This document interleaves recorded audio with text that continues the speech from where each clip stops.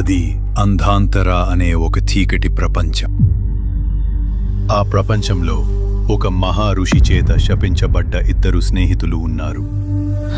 చూసావా వాణి, అనుకోకుండా జరిగిన ఒక తప్పు వల్ల ఇంత పెద్ద సమస్యను ఎదుర్కొన్నాం. అవును, చాలా బాధగా ఉంది. ఇప్పుడు ఏం చేస్తాం?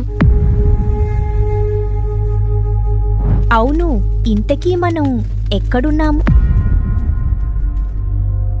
ఈ ప్రపంచం ఏంటి ఇలా ఉంది?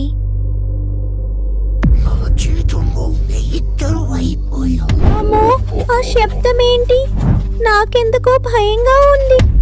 భయపడకు వాణి, నీకేం కాదు, నేనున్నాను, ధైర్యంగా ఉండు. ఏయ్, ఎవరు నువ్వు?